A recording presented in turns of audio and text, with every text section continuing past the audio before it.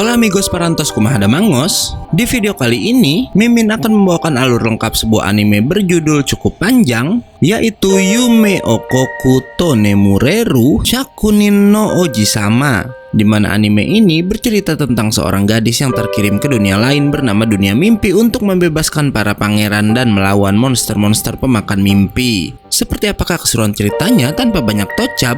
Mending langsung simak aja videonya. Tapi seperti biasa sebelum mulai harap cek dulu kota kalian. Kalau sekarat bisa numpang wifi tetangga. Bruh.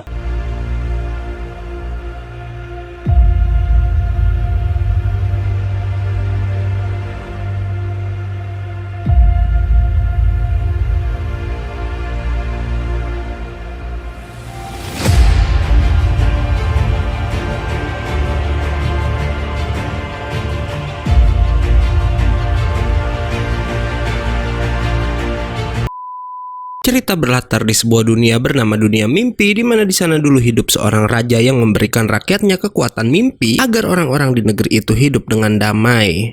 Karena itu orang-orang di sana hidup dengan kekuatan mimpi hingga suatu saat datang para monster pemakan mimpi yang membuat semua korbannya tidur abadi. Seluruh pangeran dari berbagai penjuru negeri mencoba melawan, namun mereka semua kemudian disegel dalam sebuah cincin yang konon suatu saat akan ada orang yang bisa membebaskan mereka kembali. Bener aja, karena beberapa waktu kemudian seorang gadis biasa terkirim ke dunia mimpi, di mana di sana ia menjadi seorang putri bernama Traumere yang bertugas membebaskan para pangeran dengan ditemani oleh asistennya yang bernama Navi. Di hari pertamanya datang ke dunia mimpi, sang putri dan Navi pun kemudian berhasil membebaskan seorang pangeran bernama Avi dari cincin tempatnya disegel.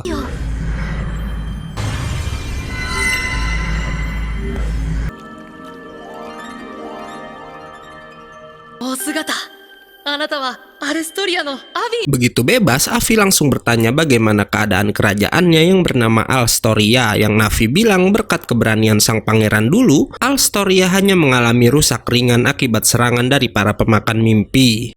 Navi lalu meminta agar sang pangeran membantu Tuan Putri menjalankan tugasnya di dunia itu. Namun pangeran Navi bilang ia hanya ingin pulang ke Alstoria. Karena itu, sang pangeran cuma bersedia mengantar putri Traumere ke kota terdekat aja, di mana saat tiba di sana mereka melihat seorang pedagang keliling yang sedang mendemonstrasikan dagangannya.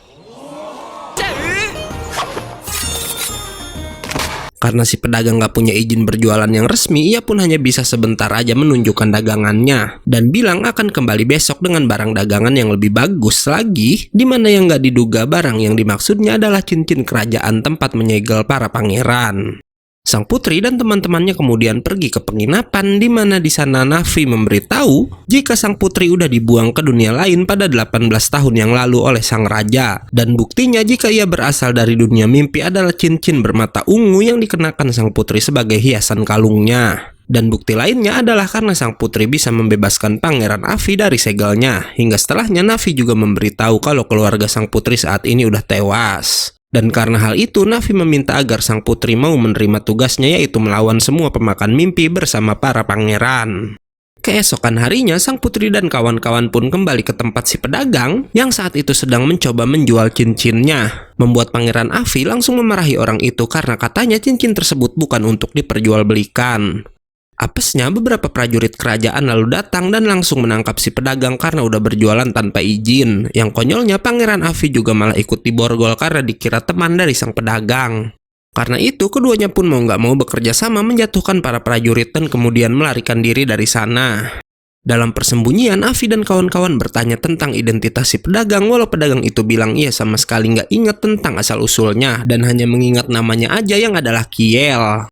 Sialnya, para prajurit lalu berhasil menemukan persembunyian mereka, walau kemudian para prajurit itu lalu dirasuki pemakan mimpi, di mana hal itu membuat Navi terkejut karena ia juga baru tahu para pemakan mimpi bisa merasuki tubuh manusia. Keduanya pun langsung mencoba menyerang sang putri, beruntung ada pangeran Avi yang berhasil melindunginya.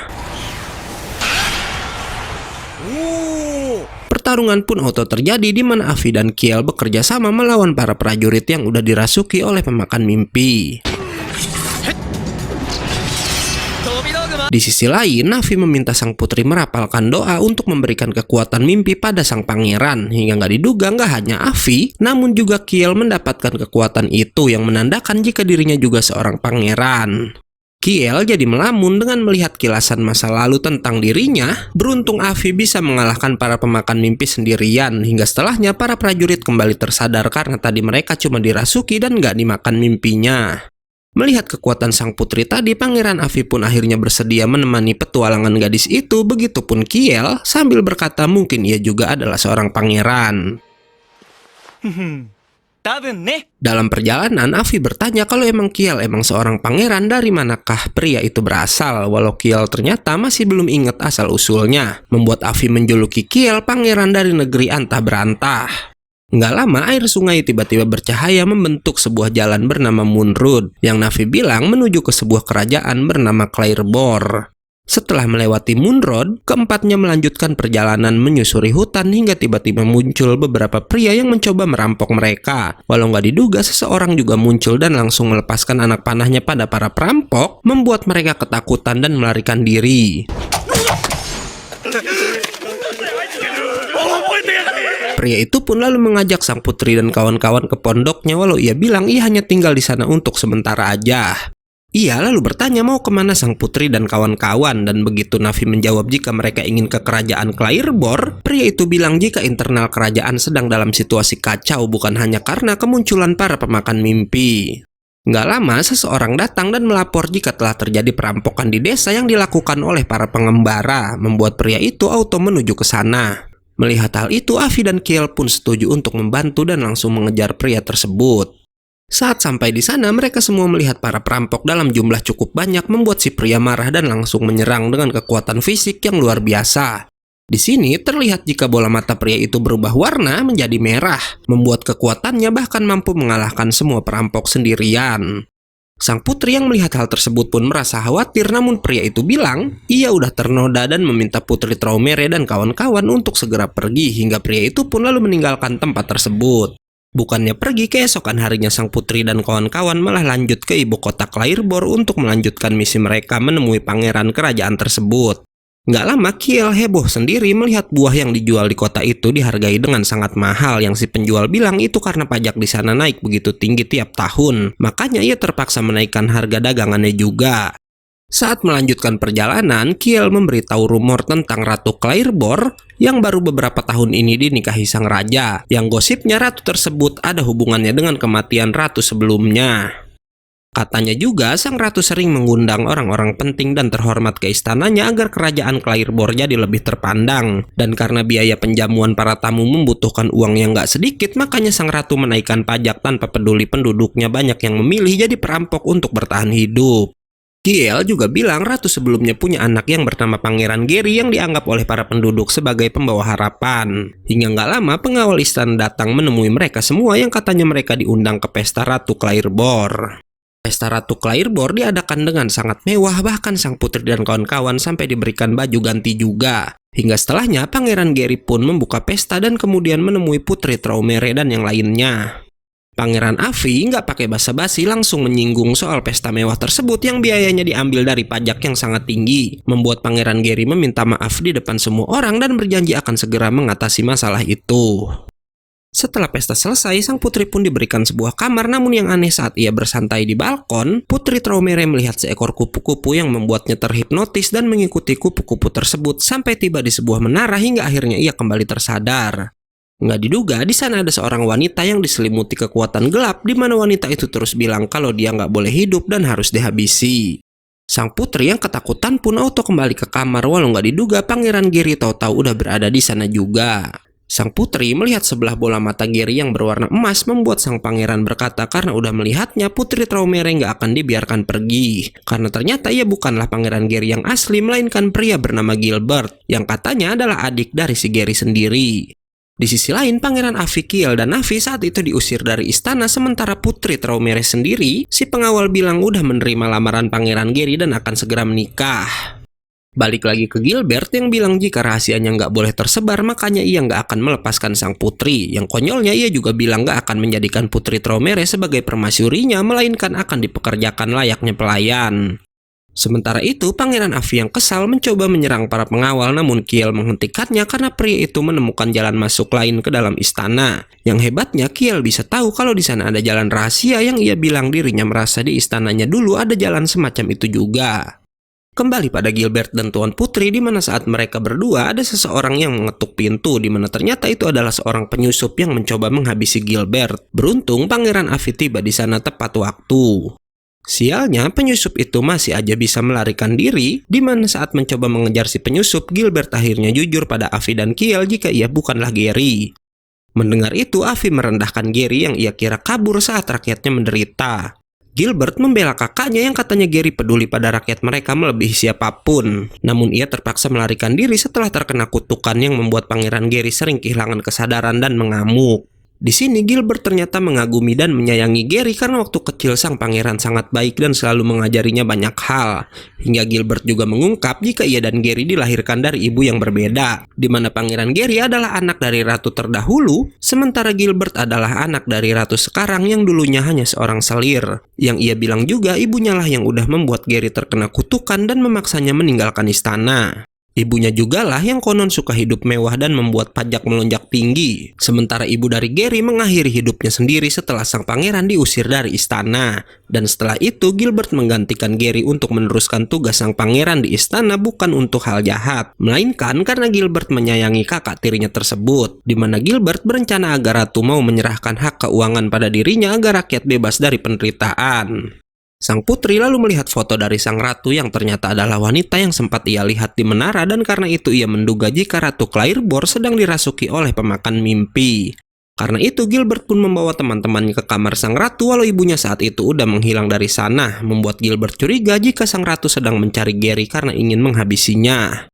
Mereka pun langsung menuju pondok persembunyian Gary yang ternyata pria yang menolong putri sebelumnya adalah Pangeran Gary yang asli, di mana saat itu ia sedang dikepung oleh orang-orang yang udah dirasuki pemakan mimpi. Gilbert pun langsung bertarung hingga nggak diduga para pemakan mimpi lalu melarikan diri dari sana. Setelahnya, Pangeran Gary menyesal karena udah kembali ke kerajaan Clairbor membuat para pemakan mimpi kembali bergerak. Dan di sini ia juga udah tahu jika sang ratu sedang dirasuki. Namun sebaliknya, Gilbert lalu berkata jika ia sangat senang karena kakaknya itu udah kembali. Sampai membuat sang putri berkata Gilbert sangat manis saat udah bertemu dengan kakaknya tersebut. Mengejutkannya, tiba-tiba terjadi getaran di mana sang ratu yang udah dirasuki akhirnya datang bersama banyak prajuritnya, membuat pertarungan auto pecah di tempat itu. Sialnya, Gilbert yang lengah terkena serangan dari belakang dan melihat itu membuat Gary marah hingga ia pun dikuasai oleh kutukannya. Afi dan Kiel pun membantu Gilbert sementara Gary mengamuk karena dikuasai oleh kutukan dari sang ratu. Melihat itu Gilbert mendekati Gary untuk menyemangatinya hingga kita lalu ditunjukkan flashback yang ternyata Gary sendirilah yang dulu meminta agar Gilbert menyamar sebagai dirinya. Gilbert pun terus menyemangati Gary hingga nggak diduga sang pangeran berhasil membuat kutukannya berbalik menyerang sang ratu sendiri sampai membuat si pemakan mimpi keluar dari tubuh wanita itu. Melihat kesempatan tersebut, Putri Traumeré pun langsung membacakan doa membuat Gary dan Gilbert punya kekuatan untuk menghabisi sang pemakan mimpi. Setelah tersadar, sang ratu bilang jika sekarang ia nggak bisa melepaskan kutukan dari tubuh Gary dan ia yang merasa bersalah berkata akan pergi dari istana bersama Gilbert. Namun Gary bilang sang ratu harus tetap di istana untuk menjaga Gilbert, sementara Gary sendiri akan bertualang mencari cara untuk menyembuhkan kutukannya, membuat sang ratu menangis dan meminta maaf pada si Gary. Keesokan harinya, Gilbert pun membuat pengumuman jika mulai sekarang ia yang akan mengambil alih kerajaan dan mendedikasikan dirinya untuk rakyat Clairbor. Sementara di sisi lain, Gary berencana bertualang bersama 3 pengawal setianya dan kemudian berpisah dengan Putri Traumeré juga yang lainnya. Keesokan harinya, Putri dan kawan-kawan tiba di kota pelabuhan bernama Ancura, di mana di sana Kiel memberitahu kalau semalam ia bermimpi tentang seseorang yang mungkin sangat penting baginya. Saat makan, keempatnya mendapat sepucuk surat yang berisi jika mereka udah ditunggu di sebuah kapal bernama Beren Rosa. Walau saat dicari Putri dan kawan-kawan gak bisa menemukan kapal itu dimanapun. Bahkan para pedagang mengaku gak pernah mendengar nama kapal itu. Gak lama seorang pria datang dan bertanya apakah Tuan Putri dan kawan-kawan adalah orang-orang yang udah diundang ke Baren Rosa. Hingga setelahnya sebuah kapal butut muncul di mana itulah kapal yang bernama Baren Rosa. Pria itu pun mengenalkan dirinya yang adalah Douglas, pangeran dari Ancura, dan kemudian membawa mereka untuk naik ke Barenrosa. Nggak diduga, Barenrosa ternyata adalah kapal bajak laut di mana mereka semua termasuk si Douglas diundang ke sana oleh kapten kapal tersebut. Nggak lama, sang kapten yang bernama Russo pun muncul, walau yang aneh ia bilang nggak merasa pernah mengundang Putri dan yang lainnya. Namun karena undangannya memakai segel resmi dari sang kapten, ia pun akhirnya mengizinkan sang putri dan para pangeran untuk ikut berlayar bersama dan hadir di pestanya. Saat Russo mengajak putri dan yang lainnya masuk ke kapal, tiba-tiba muncul seseorang bernama Corail yang katanya ia adalah pangeran dari sebuah kerajaan bernama Coralia. Corail lalu mengenalkan Putri Traumere pada temannya yang merupakan seekor duyung bernama Sarasa yang adalah seorang pangeran juga dari kerajaan Lorelei. Russo lalu memberikan kamar untuk para tamu dan memberitahu jika pestanya baru akan diadakan esok hari. Setelahnya, Russo berbincang dengan Douglas yang katanya hari ini adalah tepat 3 tahun terjadinya sebuah kecelakaan dan kenapa di hari itu kebetulan sekali Putri Traumere muncul di kapal Barenrosa. Dan karena hal tersebut mereka bilang mungkin kedatangan sang putri bukanlah suatu kebetulan, walau keduanya masih bingung siapakah yang udah mengirimkan surat undangan pada Putri Traumere. Di sisi lain, Kiel terlihat udah terhipnotis dan sedang mengikuti si kupu-kupu seperti sang putri sebelumnya. Namun Putri Traumere lalu nggak sengaja melihat hal itu dan auto mengikuti kemana si Kiel pergi. Kupu-kupu tadi pun tahu-tahu muncul di hadapan sang putri membuatnya nggak bisa bergerak. Hingga orang misterius lalu muncul, walau sial tiba-tiba terjadi goncangan membuat sang putri terlempar ke laut. Beruntung orang misterius tadi ikut terjun juga untuk menyelamatkan sang putri. Sang putri lalu tersadar di hadapan teman-temannya di mana pria bernama Orion tadi juga ternyata ada di sana, yang Douglas bilang Orion adalah pangeran negeri bawah laut yang bernama Kerajaan Aquaria.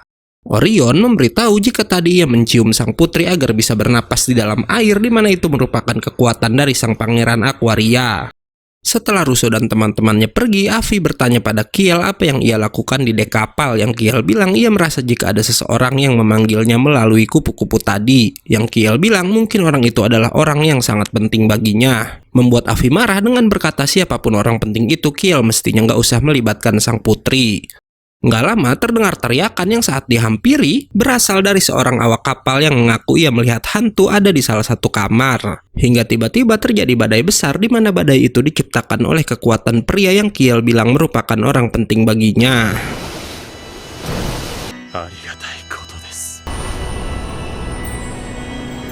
Balik lagi pada Russo yang memberitahu jika kamarnya udah lama dikunci dan gak mungkin jika ada seseorang di dalamnya, bahkan udah dari 3 tahun yang lalu kamar itu tersegel.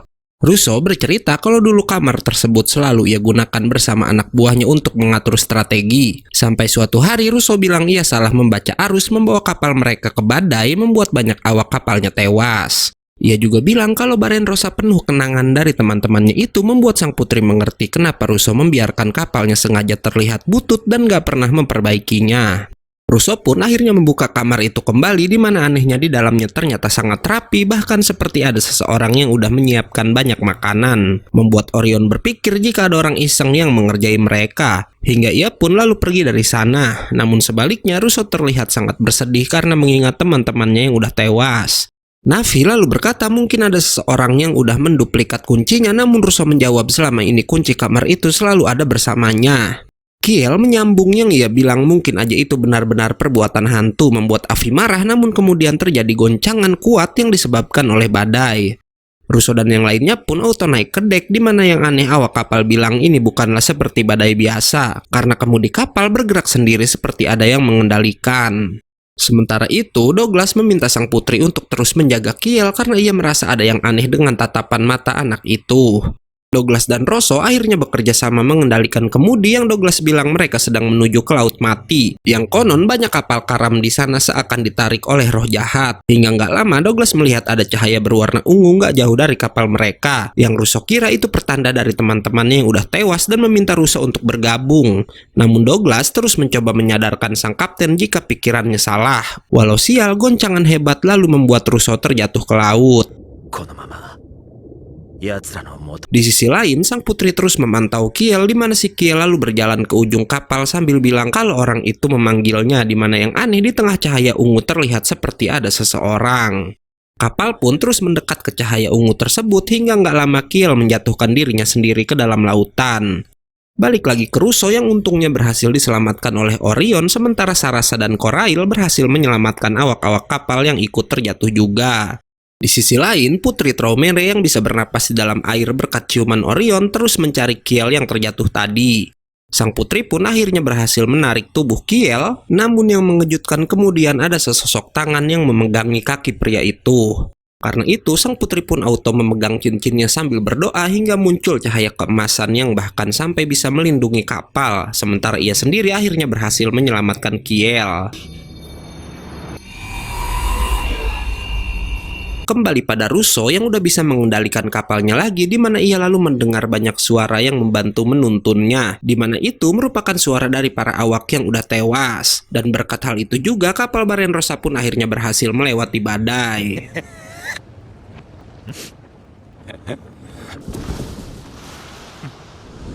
Pesta pun akhirnya diadakan, yang konyolnya Russo menggunakan makanan yang dibuat oleh para hantu untuk menjamu tamu-tamu. Bahkan ia juga lalu bilang mungkin para roh lah yang udah mengundang putri dan teman-temannya datang ke pesta tersebut. Setelah turun dari kapal, putri dan kawan-kawan meneruskan perjalanan mereka ke sebuah daerah bersalju, di mana di sana mereka lalu melihat seekor rubah putih unik, membuat Putri Traumere dan yang lainnya auto mengejar hewan tersebut. Rubah itu membawa mereka ke seorang pria di suatu kota bersalju bernama Snowferia, di mana ternyata rubah tersebut hanyalah hewan sihir yang diciptakan oleh orang tersebut.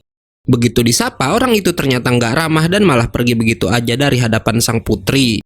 Karena cuaca lumayan ekstrim, putri dan yang lainnya pun sampai harus membeli baju hangat, hingga nggak lama para penduduk heboh melihat ada hewan terbang di langit. Karena hewan itu dinaiki oleh pangeran Snowferia yang bernama Frost. Di mana Frost jadi idola para penduduk sebab ia dikenal baik dan menjadi penjaga untuk Snowferia. Frost lalu menemui putri dan kawan-kawan dan bertanya dari mana mereka berasal, dan setelah tahu keempatnya adalah pembasmi pemakan mimpi, Frost bilang di Snowferia hal itu nggak dibutuhkan karena ia sendiri udah menangani para pemakan mimpi tersebut. Frost lalu mengajak mereka semua ke istana dan bercerita jika Snowferia memiliki 3 pangeran. Selain Frost yang adalah anak tertua, ada juga Gracia sang putra kedua dan juga putra yang terakhir bernama Skene. Melihat patung es yang berbentuk rubah, Putri Traumere teringat dengan pemuda yang ia temui sebelumnya, yang ternyata adalah Gracia, di mana Frost bilang ia nggak mengerti isi kepala adiknya itu karena ia tiba-tiba melarikan diri dari rumah, bahkan belakangan ini nggak pernah muncul di istana. Nggak diduga, Skene lalu muncul dan berkata jika ia akan membawa Gracia kembali pulang. Namun Frost malah meminta anak itu mengajak Putri dan kawan-kawan berkeliling Snowferia. Lucunya, saat sedang berkeliling kota, mereka semua malah nggak sengaja bertemu dengan Gracia, membuat sang putra kedua kabur begitu melihat ada Skene juga. Mereka pun terus mengikuti jejak Gracia sampai ke hutan, dan di sana Skene bilang Gracia melarikan diri dari rumah karena Frost terlalu hebat dan disukai oleh semua penduduk. Padahal sihir Gracia sendiri juga mengagumkan, membuat Kiel berkata mungkin sang pangeran kedua nggak suka dibanding-bandingkan. Mereka pun akhirnya berhasil menemukan Gracia, di mana Skene langsung berkata jika Frost juga pasti mengkhawatirkan Gracia, dan karena hal tersebut ia meminta kakak keduanya itu untuk pulang. Nggak diduga malam harinya saat Putri Traumere dan kawan-kawan sedang berbincang bersama Skene, si Gracia bener-bener kembali pulang ke istana, membuat mereka berpikir masalah kerajaan Snowferia udah selesai. Di sisi lain, Frost memberitahu Gracia yang menemuinya mereka akan mengadakan upacara penutupan salju untuk menghentikan badai salju yang bisa membahayakan penduduk. Ia juga lalu memarahi Gracia yang udah mempermalukan Snowferia karena memilih pergi saat upacara akan dilangsungkan, dan oleh karena itu Frost berkata upacaranya hanya akan diikuti oleh dirinya sendiri dan Skene aja, membuat Gracia kembali marah dan pergi dari istana. Putri Traumere yang gak sengaja melihat Gracia melarikan diri memutuskan untuk mengejar sang pangeran kedua tersebut, hingga ia pun berhasil menemukan Gracia sedang berseluncur di atas sungai yang membeku. Nggak diduga, Gracia yang biasanya bersikap dingin mengajak sang putri untuk berseluncur bersama. Setelah berseluncur, Gracia dan Putri Traumere melihat langit Snowferia yang sangat indah. Di sana, Gracia bercerita alasannya pergi dari rumah saat upacara akan berlangsung, yaitu agar dirinya nggak mempermalukan si Frost lagi, karena di upacara tahun lalu Gracia kehabisan sihir membuat Frost harus menyelesaikan upacaranya sendiri, dan hal itu mempermalukan nama keluarga mereka. Ia juga bilang saat melarikan diri, Gracia ini terus melatih sihirnya, namun begitu kembali ke istana, Frost malah bilang gak akan mengikut sertakan dirinya dalam upacara penutupan salju. Dan mendengar itu, sang putri meminta agar Gracia kembali berbicara dengan kakaknya tersebut. Gracia pun akhirnya mau kembali, walau sial dalam perjalanan keduanya tiba-tiba dihadang oleh para pemakan mimpi dalam jumlah yang cukup banyak. Di mana di sana juga lalu terlihat si kupu-kupu terbang di antara para pemakan mimpi tersebut. Karena keadaan berbahaya, sang putri langsung merapalkan doanya untuk memberikan Gracia kekuatan untuk mengusir makhluk-makhluk jahat tersebut. Mengejutkannya, si kupu-kupu tiba-tiba berubah dalam wujud manusia dengan membawa lebih banyak pemakan mimpi lagi ke hadapan sang putri. Putri Traumere mengira orang itu adalah orang yang penting bagi Kiel, namun ia bilang mana mungkin Pangeran Kiel menganggapnya begitu. Hingga ia juga bilang akan menggunakan sang putri sebagai umpan untuk memancing Kiel keluar. Sementara di sisi lain, Navi yang menyadari putri nggak ada di kamarnya memberitahu Pangeran Avi akan hal itu. Balik lagi ke Gracia yang udah bisa dikalahkan, di mana si kupu-kupu membawanya dan sang putri ke suatu tempat yang katanya jika terlalu lama berada di sana seseorang pasti akan membeku. Putri Traumere memohon agar Gracia dilepaskan karena ia nggak ada hubungannya dengan Kiel. Walau sial, si kupu-kupu nggak peduli dan malah menutup tempat itu dengan dinding es yang bahkan nggak bisa ditembus oleh sihir milik Gracia. Di sisi lain, Frost yang udah menerima laporan hilangnya sang putri dan Gracia berkata jika ia udah membentuk tim untuk mencari keduanya, sementara ia dan Skene harus tetap melanjutkan upacara penutupan salju. Membuat Avi marah, namun Frost tetap kekeh dengan pendiriannya, dan melihat itu Kiel mengajak Avi untuk bergerak sendiri mencari sang putri.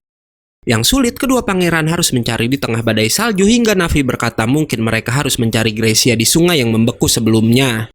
Sesampainya di sana, Kiel langsung melihat si kupu-kupu dan meminta teman-temannya untuk mengikuti kupu-kupu aneh tersebut.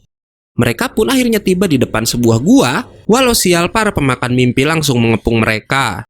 Si kupu-kupu lalu kembali berubah dan mengenalkan dirinya yang bernama Kegare Maru, di mana ia juga jujur jika tujuannya menangkap sang putri untuk memancing Kiel keluar. Sementara di sisi lain, sang putri yang udah sangat kedinginan akhirnya nggak sadarkan diri, membuat Gracia ingin kembali mencoba menghancurkan dinding esnya. Balik lagi ke Avi dan Kiel yang tanpa bantuan doa dari Putri Traumere sangat kesulitan melawan para pemakan mimpi. Namun tiba-tiba sebuah kekuatan es menghancurkan makhluk-makhluk itu dengan sangat mudah. Kekuatan itu ternyata milik Skene, walau sial ia kemudian bisa dijatuhkan. Hingga nggak diduga Frost juga datang untuk menyelamatkan adik-adiknya tersebut. Melihat itu, Kegare Maru mencoba kabur, namun Avi berhasil melukai wajah pria itu menggunakan pedangnya. Walau sial, Kegare Maru lalu berhasil melarikan diri juga. Balik lagi ke Gracia yang kehabisan energi karena mencoba untuk terus membuka dinding esnya. Beruntung Frost lalu datang ke tempat itu.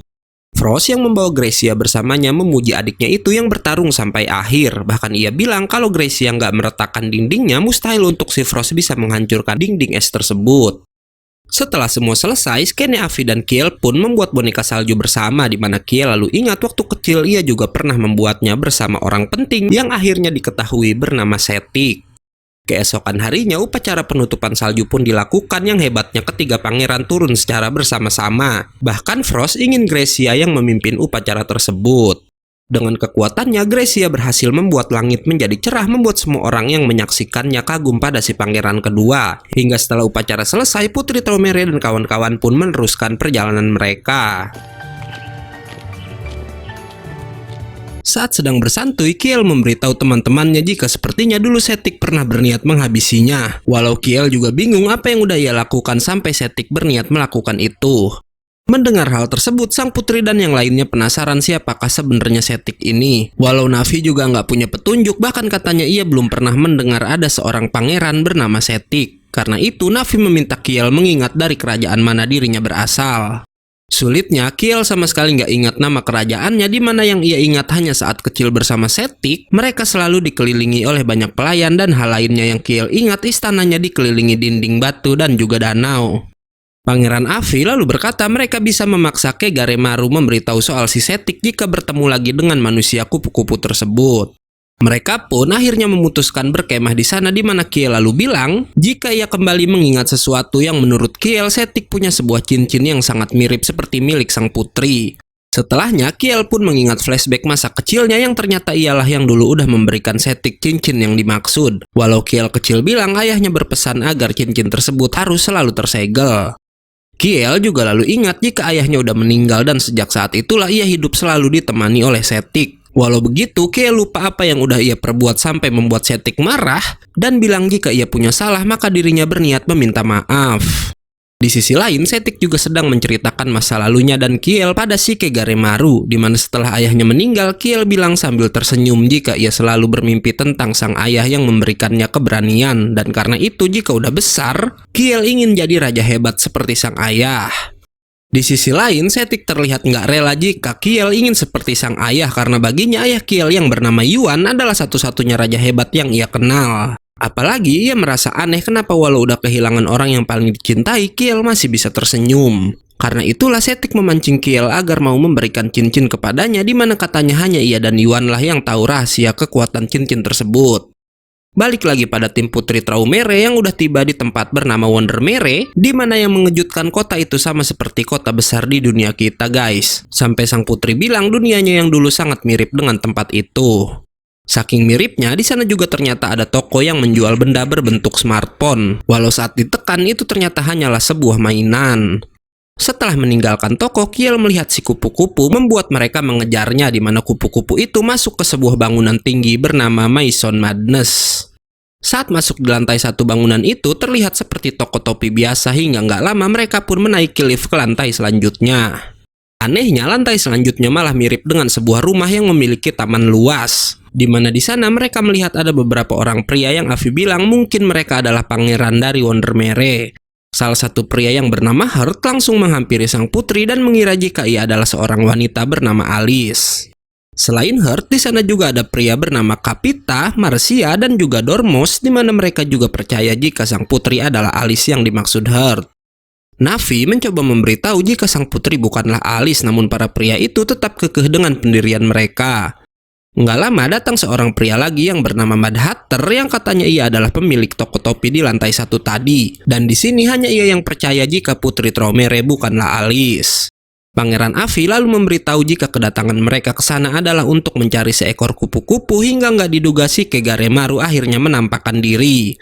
Marcia berkata jika Kegaremaru lah yang udah memberitahu mereka tentang kedatangan Alice, wanita yang datang dari dunia lain.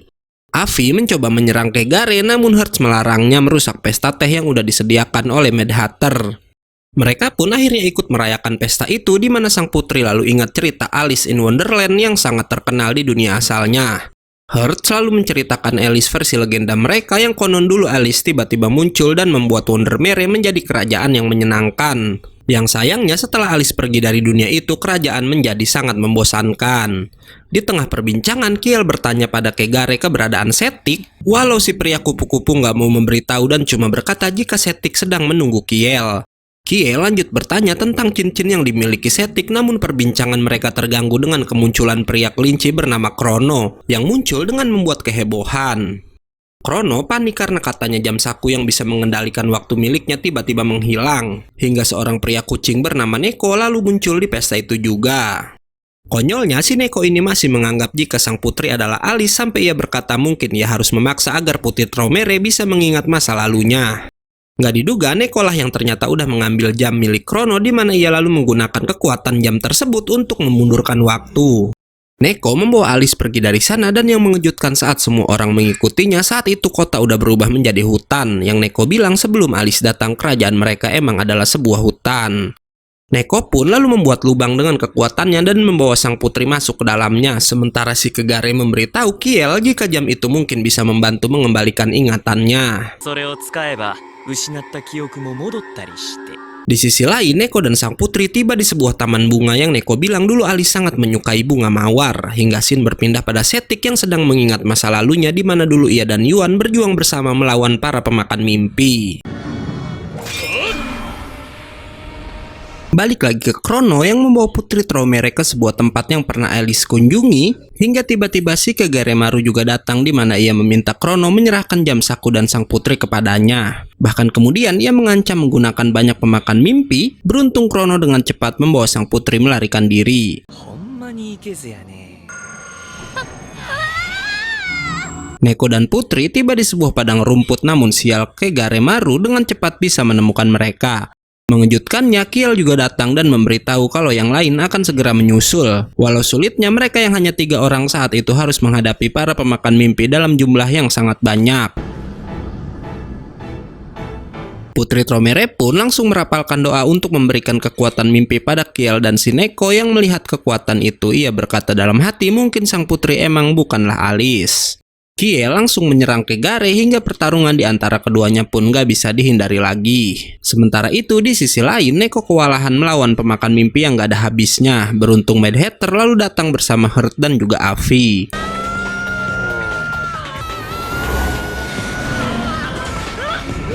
Melihat itu, Kegaremaru yang kalah jumlah pun memutuskan untuk pergi, namun ia sempat berbicara dengan Kiel dengan mengatakan jika ingin ingatannya kembali maka sang pangeran harus memakai jam saku milik si Krono. Beralih ke Mad Hatter yang mencoba menyadarkan Neko dengan berkata meski waktu diputar Alice tetap nggak akan kembali. Namun Neko menjawab si Mad Hatter gak usah memintanya melupakan Alice karena ia tahu kalau Mad Hatter sendiri pun gak bisa melupakan gadis itu. Mendengar itu, Mad Hatter pun mengaku jika ia emang gak bisa melupakan Alice, namun masa lalu hanya untuk diingat aja agar mereka bisa terus maju ke depan. Hingga akhirnya Neko pun mau menerima kenyataan jika sang putri bukanlah Alice. Setelah kembali ke pesta teh, Kiel langsung menggunakan kekuatan jam milik Krono untuk mengembalikan ingatannya. Nggak diduga nggak hanya Kiel karena sang putri dan yang lainnya pun terbawa ke tempat yang dipenuhi cahaya, di mana di sana mereka juga bisa melihat flashback masa lalu si Kiel. Di sana mereka melihat Setik pernah menggunakan kekuatan cincinnya di depan peti mati milik Yuan, namun gak terjadi apa-apa, di mana Setik bilang ia perlu mimpi yang lebih kuat lagi. Setelahnya Setik berbincang dengan Kiel, walau di sini mereka nggak mendengar keduanya membicarakan tentang apa hingga tahu-tahu Setik marah dan menyerang Kiel sampai terjatuh. Setelah itu sang putri dan kawan-kawan pun kembali lagi ke waktu yang sebenarnya, di mana Avi bilang jika ia dan sang putri akan terus menemani Kiel untuk bertemu dengan Setik, membuat si Kiel sangat senang mendengarnya. Keesokan malamnya karena ingatannya udah hampir pulih, Kiel pun berhasil kembali ke kerajaannya yang bernama Atlas, di mana mengejutkannya di sana banyak penduduk yang tertidur yang Kiel bilang mereka udah kehilangan kekuatan mimpinya. Navi lalu berkata jika ia nggak pernah mendengar ada kerajaan bernama Atlas, yang Kiel bilang jika Tromere adalah cahaya maka Atlas adalah bayangan di belakangnya, di mana selama ini Tromere menyembunyikan keberadaan Atlas dan hanya memberikan kekuatan mimpi agar mereka bisa bertahan hidup. Namun karena Tromere hancur, mereka pun nggak mengirimi kekuatan mimpi lagi, membuat penduduk Atlas dalam bahaya. Sejak saat itulah Raja Yuan selalu berjuang tanpa bantuan Tromere dan berniat membuat cahaya sendiri agar negeri dan semua penduduknya bisa bertahan. Dengan bantuan Setik, Yuan selalu memberi semangat pada rakyatnya membuat semua penduduk mampu bertahan hidup tanpa kekuatan mimpi mereka. Sialnya, suatu hari Atlas diserang oleh para pemakan mimpi membuat Yuan dan Kiel terdesak, dan untuk melindungi putranya itu Yuan pun akhirnya mengorbankan dirinya sendiri. Avi lalu bertanya jika Setik sangat menyayangi Yuan, Atlas dan semua penduduknya, kenapa justru akhirnya ia malah mengincar Kiel hingga Kegaremaru pun tiba-tiba muncul di sana juga. Kegare lalu membawa Kiel dan yang lainnya ke hadapan Setik, di mana Setik langsung berkata jika sejak Yuan tewas waktunya terasa berhenti. Bahkan ia membenci dirinya sendiri yang gak bisa melindungi sang raja. Ia yang sangat sedih pun pernah mencoba mengakhiri hidupnya sendiri, namun yang mengejutkan tubuh Setik lalu mengeluarkan kekuatan gelap, dan dari kekuatan itulah Kegaremaru terlahir yang si kupu-kupu bilang jika ia terlahir dari kesedihan Setik. Setelahnya, Setik menunjukkan cincinnya yang bernama cincin pencuri mimpi, di mana karena cincin itu jugalah dulu Tromere menyembunyikan keberadaan Atlas. Putri dan yang lainnya sangat penasaran cincin seperti apa yang dimiliki Setik. Yang Setik bilang cincin itu bisa mengendalikan pemakan mimpi yang dapat merasuki tubuh manusia. Namun seperti namanya, cincin itu juga bisa mencuri mimpi dari orang lain, dan Setik mencoba mencuri mimpi dari Kiel, pewaris tahta dari Yuan, untuk menghidupkan kembali sang Raja Atlas. Mendengar itu, Kiel pun bersedia mengorbankan dirinya dan lalu meminta maaf pada teman-temannya karena katanya ia ingin membantu mewujudkan mimpi si Setik. Putri lalu bertanya apa yang akan terjadi pada Kiel jika mimpinya diambil. Namun sebelum Setik menjawab, Kegaremaru tiba-tiba menyerang sang putri dan yang lainnya. Kiel pun kembali meminta maaf pada teman-temannya karena katanya Atlas lebih membutuhkan ayahnya daripada dirinya sendiri. Hingga nggak lama Setik pun memakaikan cincinnya pada jari si Kiel. Tubuh Kiel kemudian dikelilingi oleh kekuatan gelap dan setelahnya kekuatan mimpinya juga mulai terserap ke dalam cincin tersebut. Kekuatan itu diarahkan oleh Setik ke peti mati membuat bayangan Yuan muncul di atasnya. Walau yang mengejutkan, bayangan itu kemudian hancur begitu aja. Kegaremaru yang kecewa lalu bilang ternyata usaha mereka gagal. Padahal selain kekuatan mimpi dari Kiel, mereka juga udah mengambil mimpi dari semua penduduk Atlas untuk mengisi penuh kekuatan mimpi di dalam cincinnya. Membuat si Kiel terkejut karena ia baru tahu kalau penduduk Atlas nggak sadarkan diri merupakan perbuatan dari Setik sendiri.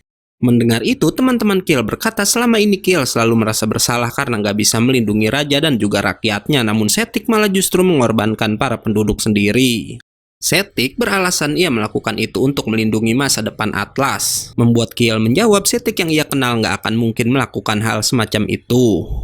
Konyolnya, Kegare mencoba menghasut Setik agar pria itu mau mencuri mimpi milik sang putri. Mendengar itu, Kiel bersaing dengan Kegaremaru untuk mempengaruhi Setik hingga akhirnya Setik memilih kembali berpihak pada sang pangeran. Karena hal tersebut, Kegare jadi sangat marah dan lalu menerjang Setik yang kemudian ia rasuki tubuh pria itu. Dengan tubuh Setik, kekuatan Kegare jadi luar biasa dan mulai menyerang putri juga yang lainnya. Perbuatan Kegaremaru membuat Kiel sangat marah hingga ia dan Afi bersiap menghadapi si pria kupu-kupu. Kegare pun lalu kembali menyerang, namun kedua pangeran bisa melawan kekuatan dari pria tersebut.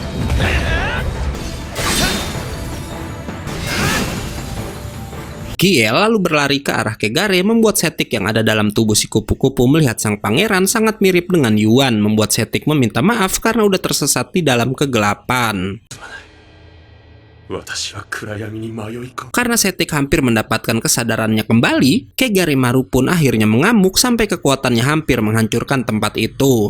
Sang putri kemudian berdoa untuk memberikan Atlas kekuatan mimpi dan cahaya yang hebatnya kekuatan besar itu bisa menghancurkan si Kegaremaru hingga membuat tubuh Setik terbebas. Setik lalu jujur jika selama ini ia nggak bisa menerima Kiel sebagai pengganti Yuan, namun kini ia berkata itu udah nggak jadi masalah karena ia udah mengikhlaskan kepergian sang raja. Hingga akhirnya Setik juga tewas dan menyusul sahabatnya tersebut.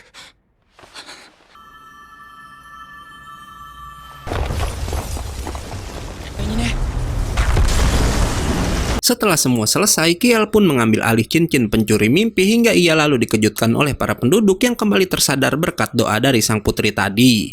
Kiel jadi sangat senang dan berterima kasih pada putri Traumere juga Afi.